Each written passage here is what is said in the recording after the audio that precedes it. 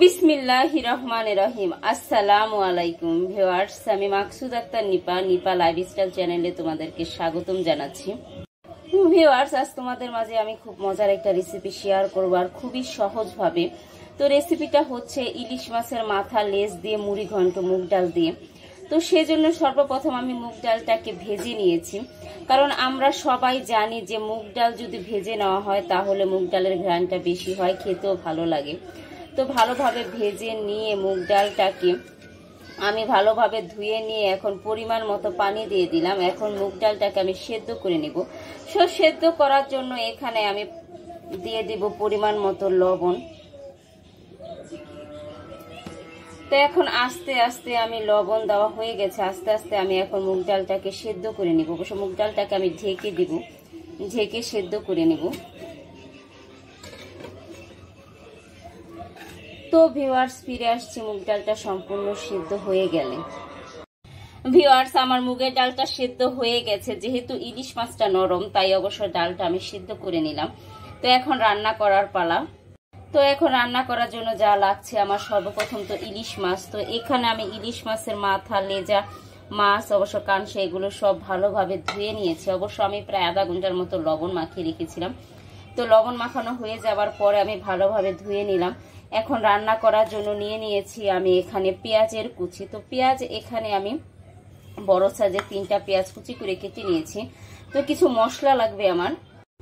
তো মশলার মধ্যে এখানে নিয়ে নিয়েছি আমি আদা রসুনের পেস্ট, হলুদের গুঁড়ো, মরিচের গুঁড়ো, জিরা ফাঁকি, পরিমাণ মতো লবণ। তো এখন আমি রান্না করার জন্য কড়াই বসিয়ে দিয়েছি, দিয়ে দিয়েছি পরিমাণ মতো সয়াবিন তেল। তো এখন আমি পেঁয়াজের কুচিগুলো দিয়ে দেব।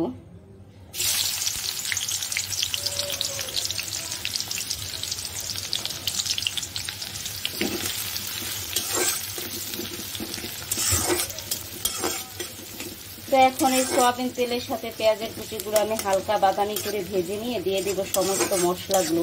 তো পেঁয়াজের সাথে মশলাগুলো আমি ভালোভাবে কষিয়ে নেব, আর মশলাটা একটু ভালোভাবে কষাতে হবে। পেঁয়াজের গায়ে যখন তেল ভেসে উঠবে তখন বোঝা যাবে মশলাটা ভালোভাবে কষানো হয়ে গেছে। তো ভিউয়ার্স, পেঁয়াজটা হালকা বাদামি করে ভেজে নিয়ে আমি মশলাগুলো দিয়ে দিচ্ছি। পেঁয়াজটা হালকা বাদামি করে ভাজা হয়ে গেছে। তো এখন মশলাগুলো সব দিয়ে দিচ্ছি।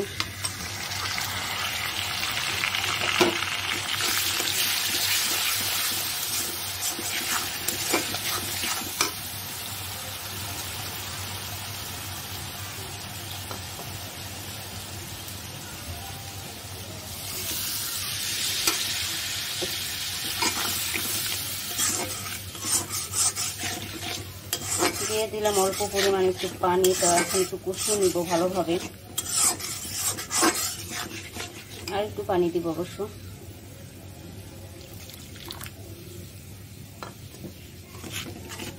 তো এখন আস্তে আস্তে মশলাটাকে ভালোভাবে কষিয়ে নিচ্ছি।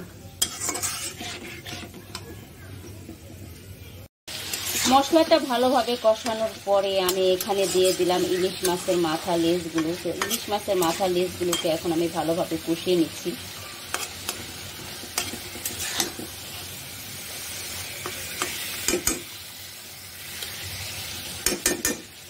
মাছগুলো কষানো হয়ে গেলে একে একে সবগুলো মাছ অবশ্য আমি উঠিয়ে নেব। ইলিশ মাছের মাথা লেজগুলো ভালোভাবে কষানোর পরে একে একে আমি সবগুলো উঠিয়ে নিয়েছি। উঠানোর পরে এখানে দিয়ে দিলাম মুগের ডাল। তো এখন মুগের ডালটাও আমার কষানো হয়ে গেছে। তো আমি রান্না করার জন্য যতটুকু পরিমাণে পানি দরকার ততটুকু পানি দিয়ে দিব। আর পানির পরিমাণটা আমি একটু কম দিব, যেহেতু আমার মাছটাও কষানো আর ডালটাও আমার প্রায় 90% মতো সেদ্ধ করে নেওয়া, তাই অবশ্য পরিমাণ মতো এখন আমি পানি দিয়ে দিচ্ছি। পরিমাণ মতো পানি দেওয়া হয়ে গেছে। তো এখন আমি ঢেকে দিব, ঢেকে একটা বলক উঠা পর্যন্ত অপেক্ষা করব। একটা বলক আসলে অবশ্যই ইলিশ মাছের মাথা লেজগুলো আমি সব দিয়ে দিব, দিয়ে আস্তে আস্তে আমি রান্না করে নেব। ভিউয়ার্স, মুগ ডালটায় বলক চলে আসার পরে আমি ইলিশ মাছের মাথা লেজগুলো দিয়ে দিয়েছি। তো এখন দিয়ে দিলাম 3 টুকরো অবশ্য কাঁচামরিচ। তো আস্তে আস্তে এই পানিতে অবশ্য আমি এই মুগ ডালগুলো রান্না করে নিব। তো ঢেকে দেব। তো ভিউয়ার্স, ফিরে আসছে সম্পূর্ণ মুগ ডালটা রান্না হওয়ার পরে। মানে মুড়ি ঘন্টাটা হয়ে যাওয়ার পরে। ভিউয়ার্স, ইলিশ মাছ দিয়ে মুগ ডালের এই মুড়ি ঘন্টাটা রান্না আমার হয়ে গেছে। তো একটু ধনিয়া পাতা দিয়ে দিলাম।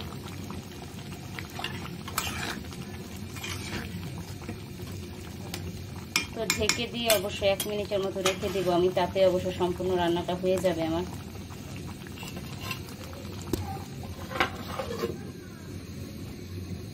ভিউয়ার্স, ইলিশ মাছ দিয়ে মুগের ডালের মুড়ি ঘন্টাটা আমার রান্না হয়ে গেছে। তো চুলাটাকে আমি বন্ধ করে দিচ্ছি।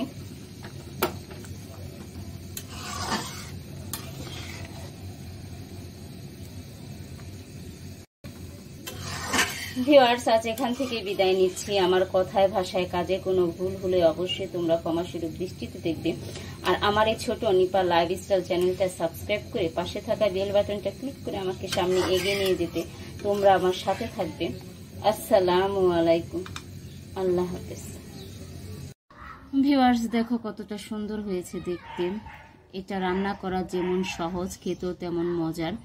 আর ইলিশ মাছের পাগল তো আমরা অনেক মানুষই, তো এভাবে রান্না করলে দেখবে খেতে খুব ভালো লাগবে। আর যে জিনিস দেখতে ভালো লাগে সেটা খেতেও ভালো লাগে। আর ইলিশ মাছের স্বাদ তো আমরা সবাই জানি।